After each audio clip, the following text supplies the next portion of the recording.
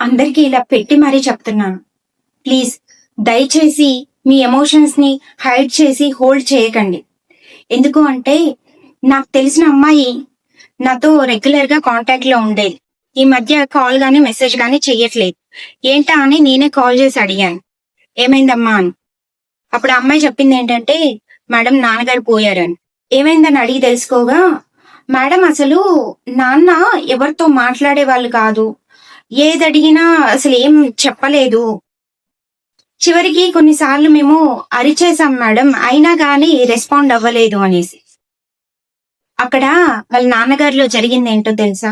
Emotional shutdown. అంటే ప్రతిసారి emotions ని హైడ్ చేసి హోల్డ్ చేయడం వల్ల తన ఫిజికల్ హెల్త్ డిస్టర్బ్ అయ్యి హార్ట్ అటాక్ తో పోయారు. ఇక్కడ మీకు ఒక చిన్న ఎగ్జాంపుల్ చెప్తాను. ఇది ఒక బాటిల్, అంటే ఇది మీ ఎమోషన్స్. ఈ హ్యాండ్ తో పట్టుకున్నారు, చూడటానికి ఈ బాటిల్ చిన్నగానే ఉంది. టైం గడుస్తున్న కొద్దీ చెయ్యి బరువెక్కి నొప్పి వస్తుంది. అదే ఈ బాటిల్ ని ఇటు షిఫ్ట్ చేశారు, రిలాక్స్ అయిపోయింది ఈ హ్యాండ్. అంటే మీ ఎమోషన్స్ ని ప్రతి ఒక్కరి లైఫ్ లో మిమ్మల్ని జడ్జ్ చేయకుండా మిమ్మల్ని అర్థం చేసుకునే పర్సన్ ఒక్కరైనా ఉంటారు. కనీసం వాళ్ళతో అయినా మీ ఎమోషన్స్ ని షేర్ చేసుకోండి. అంతేకాని ఎమోషన్స్ ని హోల్డ్ చేసి ఇలా ఫిజికల్ హెల్త్ డిస్టర్బ్ అయ్యేలా చేసుకోకండి.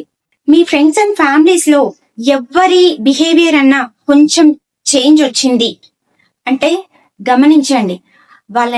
వాళ్ళతో రెగ్యులర్ గా మాట్లాడుతూ ఉండండి. ఏం జరిగింది అని అడిగి తెలుసుకోండి. ఇక మీ వల్ల కూడా కాలేదు అంటే మంచి సైకాలజిస్ట్ ని కన్సల్ట్ అవ్వండి. ఇక్కడ ఇంకో విషయం చెప్తాను నేను. కొంతమంది రిలేషన్ లో, అంటే ఏ రిలేషన్ అయినా, సిబ్లింగ్స్ అయినా, వైఫ్ అండ్ హస్బెండ్స్ అయినా, కొన్నిసార్లు ఏం చేస్తారంటే అప్పుడే గొడవ పడతారు, గట్టిగా అరుచుకుంటారు, తిట్టుకుంటారు. మళ్ళీ 1 or 2 hours లో నార్మల్ అయిపోతారు. అదేంటి ఇప్పుడే గొడవ పడ్డారు, ఇప్పుడే మళ్ళీ ఒక గంట కూడా అవ్వలేదు నార్మల్ అయ్యారు అని అనుకుంటారు.